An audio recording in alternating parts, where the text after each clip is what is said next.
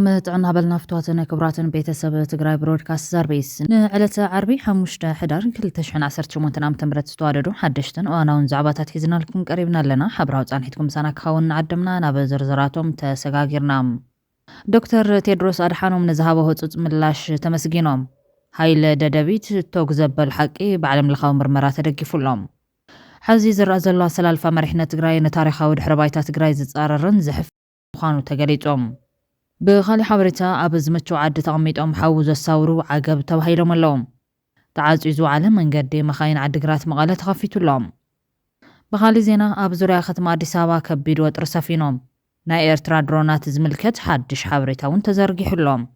مس إيرترا كن الزرارب دلواتينا قنت امدوي قارت كبل منستر قدراتو زايتي بيقاليتو اللوم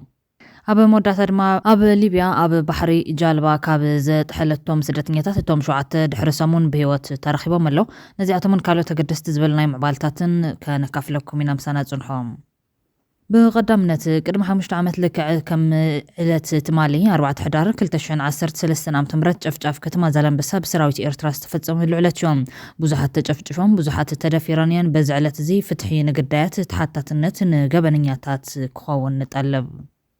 ناب كالي حوريتات سقاقرنا دكتور تيدروس أدحانوم نزهابو هدوث ملاش تمسكينوم دكتور تيدروس أدحانوم نتوم كي مرت بوزوح نزدخام مراحت إيتيبيان ليك آنو مهني غراب مال آزي هدوث ملاش بمهابو تمسكينو اللوم كموت إيتودما إيتيبيا حمام هيموراجيك فيبر قاتمو أبزولة اللغتي أوش 9 ملاش بوم ودبت عنا علم أبدو إيتيبيان زقاتم حمام كتتل زوعل $300 ويدما 4 مليون برباجت لاغيقوم أبدو إيتيبيا كتما جنكا شمون سبات بحمام هيموراجيك فيبر متر دارم سعيبو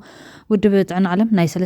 هدوث ملاش كم زهابة تقليزهم ودبت عن علم كاب جنزبو حاجز بتوساقي كيلاتات حكمنا مدحنتاتن مكلا خلي مسارتاتن نابت حمام زقات أملو كبابي أو وافيرو كمزلو دايركتر تكال دكتور تيدروس أدحانوم مرقاقيزهم سمزت عن إيتيبيان تزقات أمخنتات بغلطف كالح بمقوارم زموقوسو دكتور تيدروس نتحمام نمبده مس منيسترت عنا إيتيبيان كالوت أكلات عنان بغربة الناصر حموخانا مفليتهم اللوم بسنكتيز تترتر حمام نقل تسميات عن حاويسو 6 سبات كم زموتو BBC ميديكال دايركتر حفشاو هوسبيتال جينكا بمزرح مزبزاوي ذكر أو كبابيتات دو أمو بفلايد ما أو كتماتات جينكا كي عفر تورمي هانا مورسي برايلي ويتو برحا كساب كونسو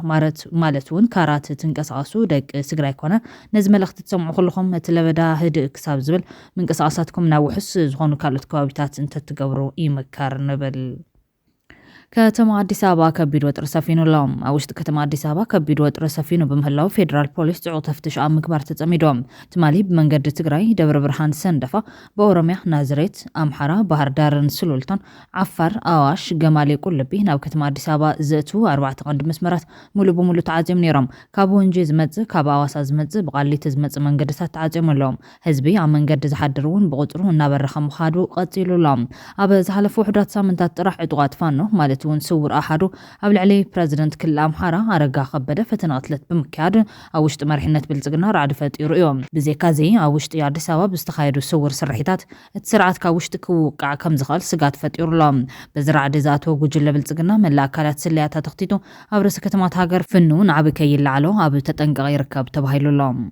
አዲስ አበባ በአምስቱም መግቢያ በሮች ጥብቅ ፍተሻ እየተካሄደ ይገኛል። በኢትዮጵያ በተለያዩ አካባቢዎች ህዝባዊ እንቢተኝነት ምልክቱ እየታየ ነው። ከደሞዝ ጭማሪው መቅረት ጋር በተያያዘ መምህራንን ጨምሮ ሌሎች የህብረተሰብ ክፍሎች ለተቃውሞ ወደ አደባባይ እየወጡ ይገኛሉ። በሲዳማ፣ በሃዲያ፣ በቤኒሻንጉል ጉሙዝ ክልል፣ በኦሮሚያ በተለያዩ አካባቢዎች መምህራን የሥራ ማቆም አድማ እያደረጉ እንዳለም ያገኘነው መረጃ ያመለክታል። በአዲስ አበባ በየቦታው የሹፌሮች መሰወርና መገደል ሊበቃ ይገባዋል ያሉ የከባድ ተሽከርካሪዎች ሹፌሮች ተቃውሞ ሰልፍ ማድረጋቸውንም ያገኘነው መረጃ ያመለክታል። አዲስ አበባ በተለያዩ አካባቢዎች ፍተሻ እየተካሄደ ነው። ከወትሮ በተለየ ሁኔታ የሪፐብሊካን ጋርድ የሰራዊቱ ክፍል የተሳተፈበትና በበላይነት የሚመራው ፍተሻ ነው በአምስቱም የአዲስ አበባ መግቢያ በሮች እየተከናወነ ያለው። አዲስ አበባ ያለው እስቲ ምንድነው ፍተሻው ተጠናክሮ እየተካሄደ ያለው? አዲስ አበባ ከተማ አምስቱን መግቢያ በሮች ከወትሮው እጅግ በጣም በተለየ ሁኔታ እና ወታደሮቹም በልዩ ሁኔታ መሳሪያ የታጠቁ ቀይ ቦኔት ያደረጉ የሪፐብሊካን ጋርድ አባላት አምስቱንም መግቢያ በሮች ይዘው ከፍተኛ የሆነ ፍተሻ ሲያደርጉ ነው ያመሹት። ዛሬም እንደቀጠለ ነው። አንዳንዶቹ እንዲያውም ከከተማ እንዳይወጡ ከዛ አካባቢ ደግሞ ወደ ከተማ እንዳይገቡ ተደርገው በተለይ በለገጣፎ ለገዳዲ ወይም የሸገር ከተማና የአዲስ አበባ ከተማ መለያያ መንገድ ዋና አደባባይ ላይ ወይም ጣፎ አደባባይ የሚባለው ላይ የጣፎ ሰዎች ወደ አዲስ አበባ አይገቡም፣ የአዲስ አበባ ሰዎች ደግሞ ወደ ጣፎ እንዳይሄዱ ተደርገው ከፍተኛ ቁጥር ያለው የሪፐብሊካን ጋርድ አባላት የአዲስ አበባ ከተማ መግቢያና መውጫ በሮችን ዘግተው በወትሮ በተለየ ሁኔታ ከባድ የሆነ ፍተሻ ሲደረግ ነው የዋለው። ዛሬም ማምሻውን እንደቀጠለ ነው። የመፈንቅለ መንግስት ጉዳይ እየተወራ ነው። ይሄ ነገር አብይ ከሁሉም በላይ አብይ ይከታተሏል። ከረጅም ጊዜ በኋላ ከቤተ መንግስት ያሉ ምንጮቻችን የሚነግረን ታውቃለህ ወይ አለኛን ትልቅ ሰው ከቤተ መንግስት ሰውየው አቃቂም ቢሄድ ደብረዘይትም ቢሄድ ጎንደርም ቢሄድ ባሌ ጎባም ቢሄድ ባሌ ምናምን ሚስቱን ይዞ ነው የሚንቀሳቀሰው። ታውቃለህ ይገባሃል ወይ ስለኝ አይገባኝም፣ ችግር እንዳይፈጥሩበት ነው፣ እሷን ላፋርጉ ወስደው ለድርድር እንዳያቀርቡ ነው፣ ጉድ ይሰራለው ጉድ ያደርጉኛል ብሎ ስለሚፈራቸው ነው ጀነራሎቹን አለ። ጎንደርም ባሌም ጅማም የትም ሲሄድ እጁ ላይ ነው ይዟት ሄደው ያለ ወትሮ ነው። ከዚህ በፊት እንደዛ ያደርግም ነበር። ባለፉት አንድ አመት ፕላስ ምናምን ግን በፍጹም መንቀሳቀስ አይችልም ያለሷ እና ከጀርባ እሱ ሲሄድ ምናልባት ቤተ መንግስት ገብተው እሷን ወስደው በቃ ሀገር ታሪክ የሀገር ታሪክ እንዳይበላሽበትና ለስልጣኑ አደጋ እንዳይሆንበት ስለሚፈራ ይሄን ነው እሷን ይዞ የሚንቀሳቀሰው አለ። ይሄን ኮንሲደር እናርግና የመፈንቅለ መንግስት ጉዳይ የኦህዴድ ጀነራሎች እያሰቡ ነው። ይሄን እያሰቡ ነው። በአቋራጭ ነው መሆን። ይሄ መንግስት መውደቁ አይደል እየወደቀ ነው። እኛን አዋርዶን ይሄዳል። እኛን አደጋ ውስጥ ከቶን እየሄደ ነው። ህዝባችን አደጋ ውስጥ እየከተተው ነው። በጣም ብዙ ጠላት አፍርቶብናል። ራሳቸው ቋንቋን የምትጠቀመው ብዙ ጠላት አፍርቶብናል። ስልጣናችን ገና ሳይደላደል ሮንግ ፐርሰን ላይ ስልጣኑ ውሎ እኛ ስልጣን ላይ እንደቆየን ሁላ እየታሰበ ጭራሽ አደጋ ውስጥ ከቶን እየሄደ ነው እና ይሄ ነገር በአቋራጭ ስልጣኑን ምንቀማበት መንገድ ማዘጋጀት አለብን ብሎ እያሰቡ ነው። ይሄ ጥሩም መጥፎም ሳይድ አለ። ናብ ካልእ ሓበሬታት ተሰጋጊርና ኣብ ሊብያ ኣብ ባሕሪ ጃልባ ካብ ዘጥሕለቶም ስደተኛታቶም 7 ድሕሪ ሰሙን ብሂወት ተረኺቦም ዝተሳፈሩላ ጃልባ ኣብ ማእኸላይ ባሕሪ ድሕሪ ምግልባጣ ን6 መዓልትታት ኣብ ባሕሪ ካብ ዝጠፍኡ ተሳፈርቲ እቶም 7 ብሂወት ከም ዝተረፉን 42 ሰባት ሞይቶም ተባሂሉ ከም ዝግመትን ዓለማዊ ትካል ስደተኛታት IOM እዩ ኣፍሊጡ ዘሎ።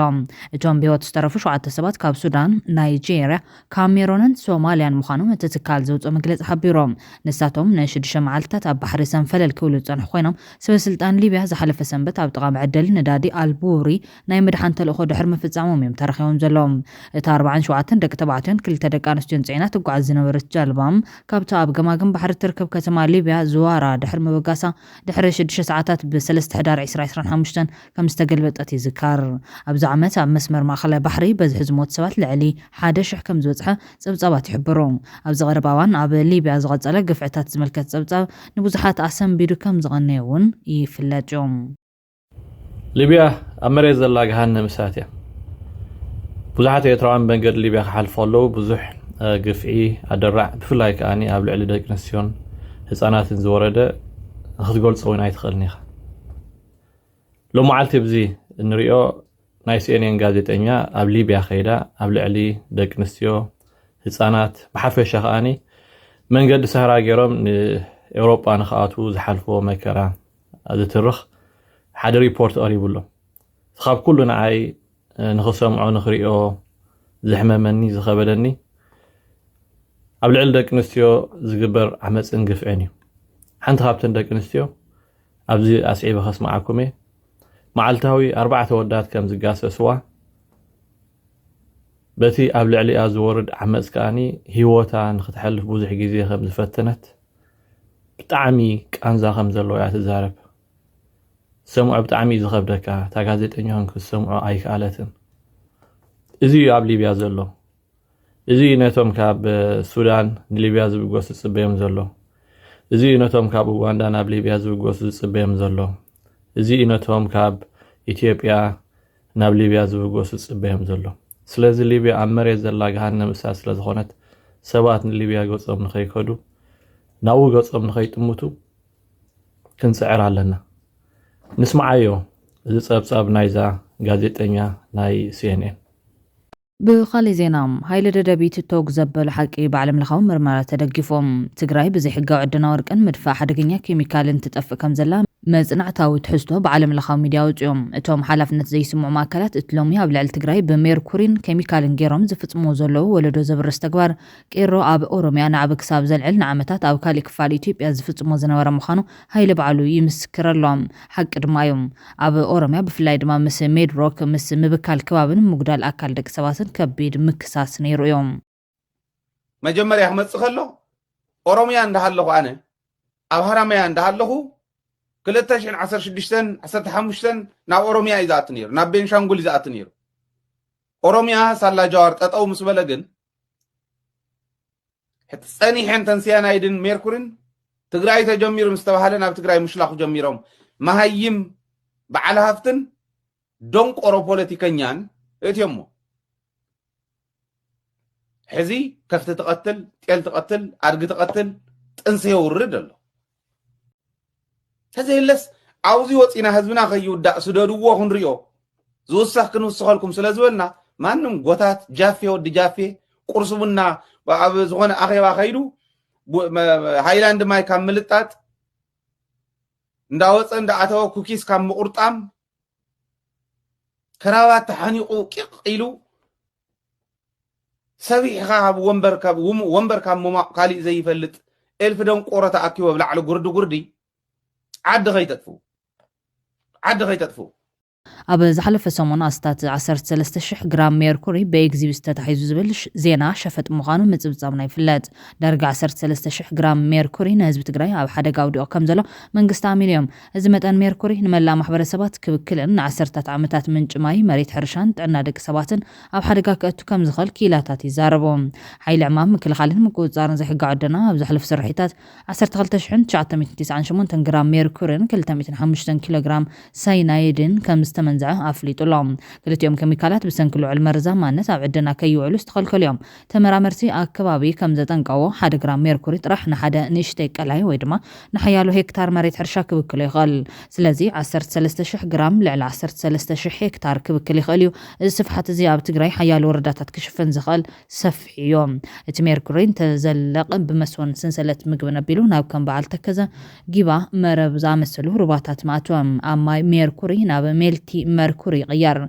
إذن رانا قارزي أبا عساتاتن تريتن خالن يكب أمودات أدمانة تمزول عوام سواتي مرزام اتحادقا زي الرامبر قتالي كبل زقالت حدا كيلا ميركوري ناب حمد ويرباطات مساتو نلع 5 عامتات أو يتنح نهزانات عديتاتن متعولو دوتاتن يقود كبل يتنقاو زولام كيلا تاتعنا كم زتنقاو زي كيميكال كبير نيحنقولن مثلا قدعت مدفع نيحنقول تذكروتات من قدقاتن حمام كوليتن قدلات ولدت أكالن مدنقاي عبيتاب هزاناتن زسعبيهم تغطباو عنوتون معرو زسكفيهم زتبكل مريت دحر داقم نحرشاكو علي خيلن عساتات أبتخواب زركو رباطات يموتو توري 6 مايد ما يوحد محبر سوات من مابرام كقدفو يقدو دوميوم كباب 13,000 جرام ميركورن كل 205 جرام سانايدايدن استبهالو عدن تزدقاملهم حدقنياتات كيميكالات بإكزيبيست كم ستحازو حيل عمام كل حال مقوزارن زي حقا عدنا أفليت زبل زينا شفتهم مخنياتو تسرح نتقابن مقوزار زتقم يكونن حدقنيا كيميكال تحديكا صباح خالي حدقنيا كيميكال كمزيوم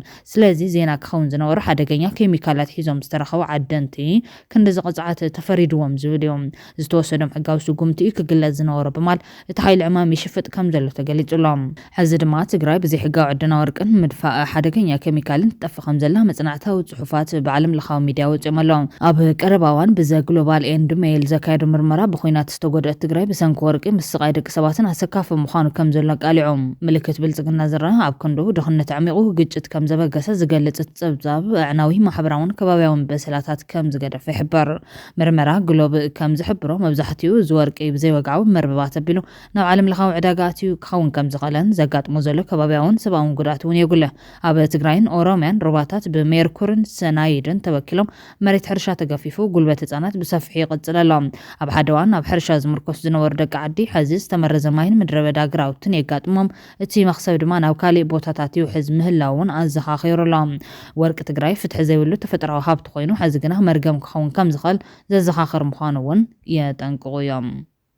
ሕዚ ዝረአ ዘሎ ኣሰላልፋ መሪሕነት ትግራይ ንታሪኻዊ ድሕረ ባይታ ትግራይ ዝጻረርን ዝሕፍርን ምዃኑ ተገሊጾም ትግራዋይ ናይ ማእኸልነት ኣስኳል ሃገርነት እተሓሳስባ ከም ዘለዎ ኢና ንርዳ ነርና ሕዚ ኣብ ስልጣን ዘለዎ ተጋሩ ልሂቃን ናይ ኮር ስቴት ወይ ድማ ኣስኳል ሃገርነት እተሓሳስባ የብሎምን ዝበሉ ነቐፍቲ ኣብ ትግራይ ሓይሊ ናይ ምእካብ ከይዲ ክፍጠር ፀቕጢ ኣይፈጥሩን ጉጅላዊ ስልጣናዊ ንምሕላው ናይ ብልጽግናን ሻዕብያን ዝተጸጉዑ ፍንጫላት ክዕጅቡ ይውዕሉለዎም ዝዕጅብሉ ምኽንያት ድማ ይድርድሩም እዚ ልሂቅ ነብሱ ክኢሉ ጠጠው ይብልን ፈለማ ናብ ፍንጫላት ይጽጋዕ እቶም ዝተጸጉዑም ድማ ናብ ህግደፍን ብልጽግናን ይጽጉዑም እዚ ናይ ከዳምነት ስነ ልቦና ይብሎም ኣለው ምስ ሻዕብያ ወይ ምስ ብልጽግና ዝተጸጋዕ ሓይሊ ማእኸልነት ይፈጠርን ዓርሰ እምነት ተዝህሉ በዓሉ ቃልሲ مرحة ويعاب تجري حيل زأكب للزمن زتن كجبر دفيت مجبرام تجري بحال كوينات تخصبوا والحنت نجاريلن تجوجاج لهم ناو كوينات نتاعتهم ما نسي تجري هوت كا أكل كا جنزب كا خيتخفل دقاقي منا نبللنا كي تعشوا جودات مبرز وخان الربحة أي ترجاجت انكولي تتابع أسوا مسلات تسفع لمبرها عاتن كوزالهم بخالي حبريتا بزمتو عد تقميطم حوز الصورو عقب تبهيلهم اتم برحو عد تقميطكم نايكونات نغاريت توقعوا فليات الحلقه تتقرا كونكم تقربوا احوات كتباسو لحتى بلو نغجلتات وجينكم سالمن شماش من نعدلكم حدنت تبتنو بتولد تجارو بزيغنت وصاتنيات زخونكم حدات دياسبورا اذن قتلن زلوا مخري كتكافلوا يعدمكم اللي زبل جنرال تخل برهان ولدارغاي اب زغربو معدام قداماي اب تتنبروا زلخم عد زلو ديمقراسي سلامن معبالن تمكراتات ناو عدخم كم زسغاغر كتحجزون زلع مفتحي كتتكرون كلاي دبلومات كوينكم لسلامن مردان كتصعرون سالساي زي تقول انت كوينكم نغرات كاب مغوهار بسقطا كتعقبهم رابعي زين اي نخل انتلكم دما زلكم كل نغر تنتنكم نبعد مصحم ككم حرياقهم كتغافطو مسحق نسانك بليتم حطين زلوم اب تግራይ بسغات حدحداو ግጭት ድቃሳኑ ክፋላት ሕብረተሰብ ድቃሲኑ ሚሓድሩ ከም ዘለው ይፍለጥም በእውነቱ በሐዘን መጽየኩም ንምንታይ በሐዘን መጽየኩም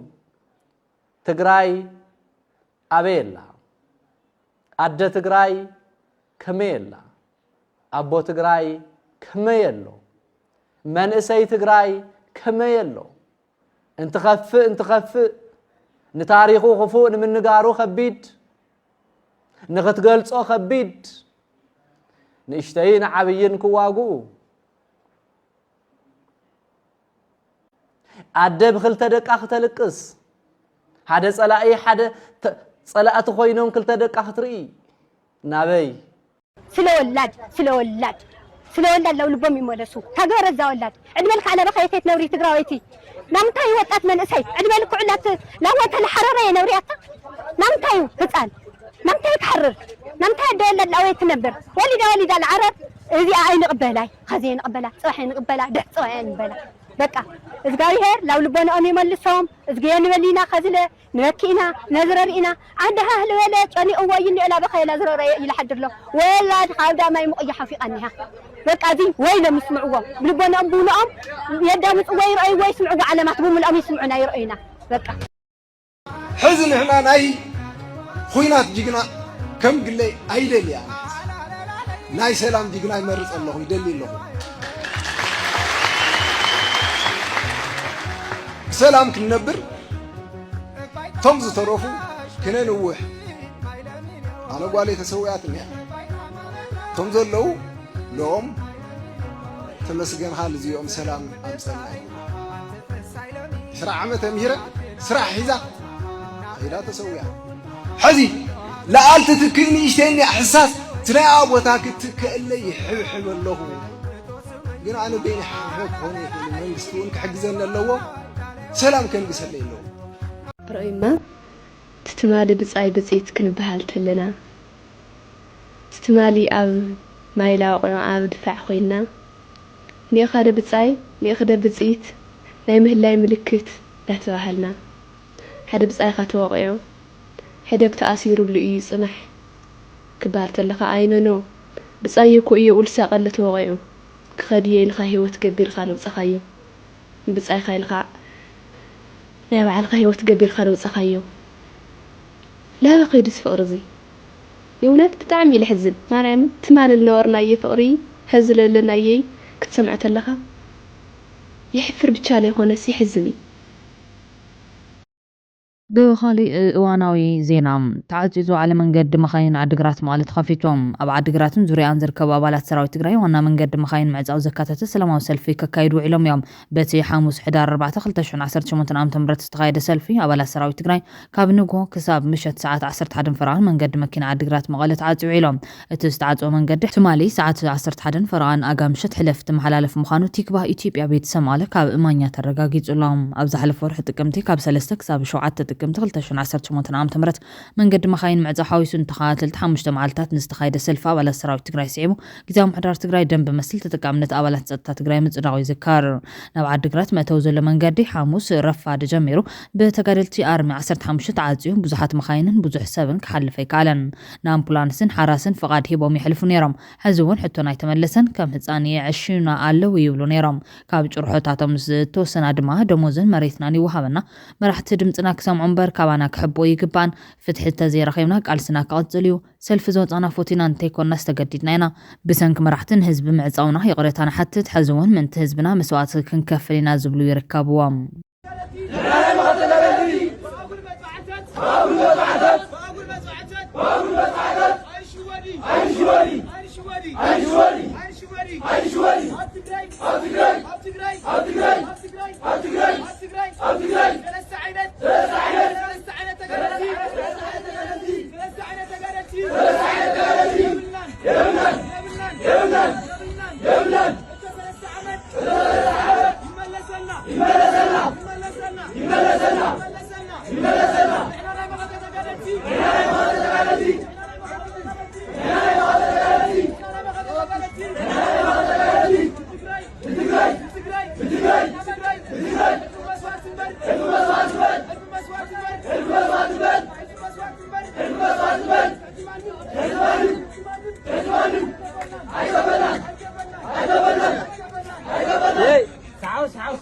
ምስ ኤርትራ ክንዘራረብ ድልዋትና ግን ጽምዶ ይቋረጽ ክብል ሚኒስተር ጉዳያት ወጻኢ ኢትዮጵያ ገለጾም ኢትዮጵያ በሚኒስተር ጉዳያት ወጻኢ ዶክተር ጌዲዮን ጢሞቴዎስ የቢላም ኤርትራ ክላዘብ ቀርብት ይክትብለላ ኣብ ቀረባ ሕሉፍ ለኽ ጉዳያት ምሮ አፍሪካ ኢትዮጵያ የተጌታቸው ረዳ ክልቴን ሀገራት ክሳራ ኩናት ስለዝፈልጦ ኣይዋጋን ኢሉ ምንባር ይዝካር በሐቅ ዲዩ ብልጽግና ዝመርሖ መንግስት ኢትዮጵያ በቀይሕ ባሕርና ማኻኔ በበዝሒ ቁጥር ህዝብና ነጻጸረ ዘፈራርሕሉ ዝነበረ ቅዋም ቀይሮ ሰላማዊ መንገዲ መሪጹ ዝብሕቶ ዘልዓል ኮይኖም እቲ ናይ ኢትዮጵያ መርገጽ ግን ጽምዶን ኩቋረጽ ምኽንመንቲ ኤርትራ ላላውነት ትጥሕስ ስለዘላ ጠጠው ተብል ዝብል መጠንቀታውን ዝተሓወሱ እዮም ደባንያው የኢትዮጵያ ውጭ ጉዳይ ሚኒስቴር ፌስቡክ ማህበራዊ ገጻቸው እንደዚህ እንደምታዩ ስክሪን ላይ ተመልካቾች ቀረብ ላርግላቸውና ጸባጫሪነት ኢትዮጵያ ድንበሬን እንተናርጋኛለች ይችላል ድንበሬን በድንበሬ ላይ ችግር እየፈጠረች ነው ይላል እንደምታዩት ነው እና ቫዮሌሽን የመጀመሪያው ቀይ ያሰመርንበት violations against its sovereignty and territorial integrity በሉዓላዊነትና ግዛታዊ አንድነት ላይ ጸባጫ ፕሮቮክ ያደረገች ነው ሉዓላዊነት አጠቃላይ ሉዓላዊነትና ግዛታዊ አንድነት ላይ ችግር ፈጥራብኛለች ይላል ግዛታዊ አንድነት ችግር ፈጥራብኛለች በአልጀርስ ስምምነት ከሆነ ይውሰዱት ያለ ሀገር ነው ይሄ ሀገር መሪዋ የኤርትራ ጦር ባይኖር ኖሮ ምን ይውጠን ነበር ያለ ነው ጀግናው ኤርትራ ሰራዊት ያለ ነው እነ ጀነራል መሐመድ ተሰማ ፊሊጶስ አዛዣችን አባታችን መካሪያችን ናቸው ያለ ነው እነ ጀነራል መሰለ አባው ታደሰ ምንድን ያለው በቃ እነዚህ ሁለቱ ሚለያየን ነገር የለም የኤርትራ ችግር የኛ ችግር ነው የነሱ ችግር የኛ ችግር የነሱ ችግር ነው ድጋሚ ይሄ አካባቢ ምናምን ይያለ ሲያሽቃብጥ የነበረ ምድረ ጀነራል ነኝ ሚል ኮልኮል ያለበት ሀገር ነው ሚኒስትሪ ኦፍ ፎሬን አፌርስ ኦፍ ኢትዮጵያ ብሎ በማህበራዊ ገጹ ላይ እንደምታዩት ሁለተኛው ላይ ምንድነው እኛ ተጠብቀናል ትግስት ያደረግነው it should not and cannot be taken as indefinite and unconditional ነው ይሄን ሁላ የሚደረገው ጸባጫሪነት ይሄ እንትን አለው ገደብ አለው unconditional አይደለም እና indefinite አይደለም ሁሌ እንደዚህ ያረጋችሁ አትኖሩም ገደብ አለው እርምጃ እንወስዳለን ነው ማስጠንቀቂያ መሆኑ ነው ይሄም እንደምታዩት ነው ሪፍሬን ማድረግ አለባት መቆጠብ አለባት ኢትዮጵያን ከመበጥበጥ የኢትዮጵያ ሉዓላዊነት ከመበጥበጥ ሪፍሬን ማድረግ አለባት መታቀብ መቻል አለባት የሚለው ተመልከቱ ይሄን በኢትዮጵያ ላይ ያለው ሚስጋይድድ ፖሊሲ በኢትዮጵያ ላይ ያላት የኤርትራ መንግስት በኢትዮጵያ ላይ ያለው የተሳሳተ ፖሊሲ እንዲቀይርም እንጠይቃለን። የዓለም አቀፍ ህብረተሰብ ያው እንትን ሊያደርግበት ይገባል ነው። ኤርትራ ደግሞ ሪፍሬን ማድረግ አለበት። ምስራቅ አፍሪካን እያተራመሰች ነው፣ ኢትዮጵያን እያተራመሰች ነው ብሎ ይከሳል። ሬዲዮ የጌዲዮን ጢሞቴዎስ መስሪያ ቤት ነው ይሄ። ትላንት ይሄን ሁላ እንቡር ስለነበረው ወዳጅነታቸው ጥግ ድረስ ሆኖ እኔ ነኝ የእናንተ ውጭ ጉዳይ መስራቹ እኔ ነኝ ሲል የነበረ ሀገር መሪ መጥቶ በአጭር ጊዜ እንደዚህ መካሰስ ጀመረ። ኣብ መወዳእታ ናይ ኤርትራ ድሮናት ዝምልከት ሓድሽ ሓበሬታት ዘርጊሕሎም ዋሕዚ ሰብ ኣልቦ ነፈርቲ ኢራን ኣብ ኤርትራ ኣብ ኢትዮጵያ ስጋት ከም ዝፈጠረ ናይ መንግስቲ ኢትዮጵያ ምዃኑ ዝነገረሉ ሓደ ትካል ኣረጋጊፆም። ኣብ ወደብ ምፅዋዕ ዝዓለበት ናይ ቤላሩስ IL 62 ናይ ጽዕነት ነፋሪት ዘመልክት ሓድሽ ናይ ሳተላይት ምስሊ ካብ ተቐድሚ ሰሙናት እገዳ ዝተገበረላ ናይ ኢራን ፋርስ ኤር ቅሽም በረራ ዝተበከሰ ምዃኑ ኣብ መንጎ ኢራንን ኤርትራን ምላኽ ሰብ ኣልቦ ነፈርቲ ዘማኸሉ ወታደራዊ ምትሕጋዝ ምዃኑ እዩ ናይ ኢትዮጵያ ሆርን ሪቪው ዝተባሃለ ስትራቴጂካዊ ጉዳያት ኢትዮጵያ ዝትንትን መርበብ ሓበሬታ ኣቃሊዑ ዘሎ። እቲ ካብ ኢራን ናብ ኤርትራ ዝተገበረ በረራ ሰብ ኣልቦ ነፈርትን ናይ ድሮን ኣጽዋርን ከጓዓዛ ብዝኽእላ ከበድቲ ነፈርቲ ዘጠቓልል ናይ ጽዕነት በረራታት ኣብ ገማግም ቀይሕ ባሕሪ ኣፍሪካ ዝቕልቀል ዘሎ ምትእታው ኢራን ከም ዘመልክት ኣብርሂሎ። ቴህራን ንነዊሕ እዋን ካብ ወሽመጥ ፋርስ ዝዘለለ ሓይሊ ክታነጽ ከም በዓል ሁቲ ኣብ የመን ዝኣመሰሉ ዕጡቓት ክትድግፍን ኣብ ሱዳን ጽልዋ ክትሕድርን ክትጽዕር ጸኒሓ እያ። ሕዚ ወደባት ኤርትራ ኣብ ዞባዊ ስትራቴጂካዊ ዓቢ ተራ ክጻወቱ ይኽእሉ እዮም ብዝብል ድሮናት ትልእኽ ምህላዋ እዩ መንግስቲ ኢትዮጵያ ስጋቱ ገሊጹ ዘሎ። እዚ ምዕባልን ሃገራዊ ድሕነት ኢትዮጵያ ቀጥታዊ ብድሆ ዝፈጥር ኮይኑ ኢራን ምስ ኣስመራ ትገብሮ ዘላ ርክብ ምስ ኣስመራ ምስ ኣዲስ ኣበባ ዘለዋ ወጥሪ ዝጋጠም ሓደገኛ ተርእዮ ክብል ተሓበሬታ ኣመልኪቱሎ። ኢራን ንሉዓላውነት ኢትዮጵያ ኣኽብረት እኳ እንተሃለዋ ምስ ኤርትራ ምስታ ናይ ነዊሕ እዋን መጻብእቲ ኢትዮጵያ ትገብሮ ምትሕባር ግን ዳግማይ ሰሜናዊ ክፋል ኢትዮጵያ ቅልውላው ከይፍጠር ስጋት የልዕል ኢሉሎ። ኤርትራ ድሕሪ ኩናት ትግራይ ጀሚራ ወከልቲ ምዕጣቕን ንዝባው ተወጉስታት ኢትዮጵያ ምዕንቃፍን ትኸስስ ኢትዮጵያ ሕዚ ደገፍ ሰብ ኣልቦ ነፈርቲ ኢራን ንኣስመራ ከደፋፍራን ነቲ ኣብ ደቡብ ኤርትራ ዘሎ መልክዕ ዝሓዘ ጉዳይ ክዘርግ ይኽእል ብምባል ኣጸንቂቖም ምስ ሆርን ሪቪው ዝርከብዎም ኪላታት ሃገሮም ኢትዮጵያ ክትገብሮ ኣለዋ ዝብልዎም ምርግጋዕን ምክትታልን በረራ ናብ ኣስመራ ብምሕያል ሳተላይትን ስለያን ምክትታል ጥርጡራት በረራታት ክትመዝገብ ዲፕሎማሲ ምስ ቴህራን ከተሕይልን ንጹር ቀይሕ መስመራ እናዓመጥካ ዝርርብ ምዕቃብ ኣገዳሲ ምዃኑ ድልውነት ምክልኻል ኣብ ሰሜን ኢትዮጵያ ኣብ ዝርከቡ ስርዓታት ፀረ ሰብ ኣልቦ ነፈርትን ምክልኻል ኣየርን ወፍሪ ምግባር ወሰንቲ ስጉምታት መንግስቲ ኢትዮጵያ ክኾኑ ብምዓድ እቲ ስጋት ሰማይ ዝዓረገ ምዃኑ ኣመልኪቶም ኣሎም። ካብዚ ብተወሳኺ ኣሜሪካ ነዚ ናብ ኤርትራ ዝግበር ዘሎ ሓገዝ ድሮን ንምዕጋት ክህልዋ ዝኽእል ተራ እውን ብምዝኽኻር ክፍሊ ካዝና ዋሽንግተን ንፋርስ ኤር ቀሽምን ነፈርቱን እገዳ ስለዘተወ ኢትዮጵያን መሻርክቲ ምዕራባውያን ሃገራት ኣብ ምስግጋር ኣጽዋር ዝኾነ ይኹን ኤርትራዊ ተሳትፎ ክምርምሩን ክቐጽዑን ክትምሕፀን ትኽእል እያ። እዚ ድማ ነቲ ፍጻመ ናብ ዲፕሎማስያዊ ዕድል ክቕይሮ ይኽእል እዩ ዝብል ለበዋ እውን ንመንግስቲ ኢትዮጵያ ኣቕሪቦም ኣለዉ። ኤርትራ ምስ ኢራን ዘለዋ ወታደራዊ ምትእስሳር ንዓበየ ዝኸይድ ዘሎ ንቐይሕ ባሕሪ ወታደራዊ ምግባር ንባሕራዊ ህርፋን ኢትዮጵያ ዘተሓላለኸ ክኸውን ሓድሽ ኣህጉራዊ እገዳ ንምዕዳም ምዃኑ የጠንቀቑም። ኣዲስ ኣበባ ብዶ ሉዓላውነታን ዞባዊ ምርግጋዕን ንምሕላው ጽምዶን ምድስካል ሚዛን ምሃብ ምዃኑ የስምሩሎም። ብኻሊእ ገጽ ድማ እቶም ጽዕነት ምስ ኩናት ሕድሕድ ሱዳን ዝተኣሰሩ ክኾኑ ይኽእሉ እዮም። ኢራን ብማሳዋ ኣቢላ ንዕጡቕ ሓይልታት ሱዳን ክትሕግዝ ትኽእል እያ። ከምዚ ዓይነት ስጉምትን ኣውራጃውነት ናይቲ ግጭት ክዕምቑን ንኤርትራ ብቐረባ ድማ ንኢትዮጵያ ኣብ ካንሸሎ ቀይሕ ባሕርን ኣባይን ናብ ዝሰፍሐ ዘይምርግጋዕ ክስሕባ ሓደጋ እዩ። ሰበር ዜና።